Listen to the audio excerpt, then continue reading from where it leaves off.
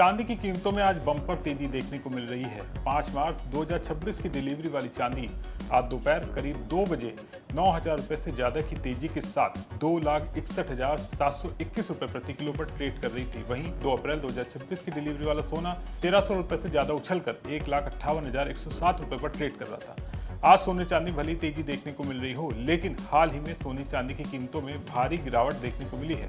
चांदी कुछ वक्त पहले 4 लाख रुपए के पार निकल गई थी। अब चांदी पर एक और बड़ी खबर सामने आई है। दरअसल चीन चांदी में एक बार फिर बड़ा खेल करने जा रहा है। इसका सीधा असर कीमतों पर देखने को मिलेगा। आज विस्तक के इस खास शो सोना चांदी में हम आपको इसी के बारे में पूरे विस्तार के साथ बताने जा रहे हैं। नमस्कार, मैं सौरभ दीक्षित और आप देख रहे हैं विस्तक। चांदी की कीमतें आज भले ही स्थिर दिख रही हों, लेकिन चीन के अंदर हालात अब भी बेहद तंग हैं। इंटरनेशनल मार्केट में जबरदस्त उतार चढ़ाव के बाद चांदी थोड़ा संभली है, लेकिन चीन में सप्लाई पर अब भी दबाव बना हुआ है। स्टॉक कम है, ऑर्डर ज्यादा हैं और डिलीवरी के लिए मारामारी मची हुई है। चीन दुनिया के सबसे बड़े औद्योगिक उपभोक्ताओं में से एक है। सोलर पैनल, इलेक्ट्रॉनिक्स, निवेश, हर जगह चांदी की जरूरत पड़ती है और अभी वहां दो तरफ से मांग बनी हुई है। पहली मांग निवेश की है और दूसरी मांग उद्योग की है। नतीजा क्या हुआ कि गोदाम खाली होने लगे हैं। शंघाई फ्यूचर्स एक्सचेंज में जो फ्रंट मंथ कॉन्ट्रैक्ट है, यानी तुरंत डिलीवरी वाला सौदा, वो रिकॉर्ड प्रीमियम पर पहुंच गया है। इसका मतलब है कि लोग भविष्य की डिलीवरी नहीं, अभी तुरंत चांदी चाहते हैं। बाजार में एक खास स्थिति बनी हुई है जिसे बैकवर्डेशन कहते हैं। आसान भाषा में, जब आज की कीमत भविष्य की कीमत से ज्यादा हो जाए तो समझिए बाजार में माल की कमी है। जानकारों का कहना है कि इतनी बड़ी बैकवर्डेशन इन्वेंट्री संकट का संकेत है। डिलीवरी के लिए उपलब्ध माल तेजी से घट रहा है और ना सिर्फ इतना ही नहीं है, जो लोग दांव लगाकर बैठे हैं वो कीमत गिरेगी। उन्हें अब चांदी की डिलीवरी देर से बचने के लिए लॉन्ग पोजीशन वालों को फीस देनी पड़ रही है। यानी बाजार में चांदी इतनी कम है कि शॉर्ट सेलर भी फंस गए हैं।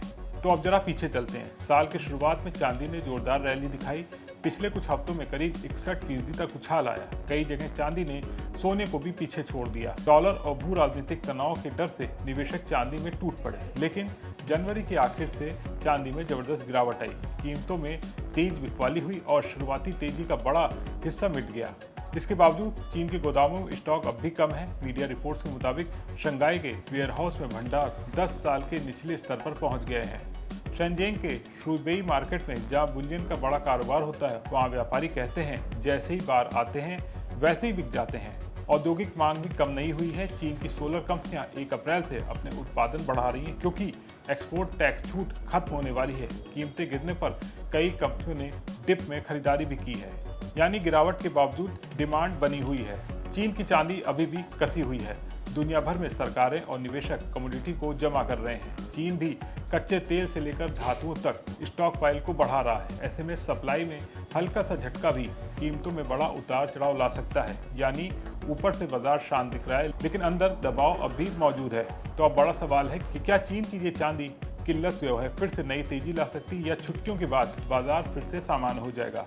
आप क्या सोचते हैं? क्या ये असली संकट है या सिर्फ अस्थायी दबाव है? कमेंट करके अपने विचार जरूर शेयर करें और वीडियो पसंद आया हो तो उसे लाइक और शेयर करना मत भूलिएगा। बिजनेस जगत की तमाम बड़ी खबरों को देखने के लिए बने रहें विस्तक के साथ।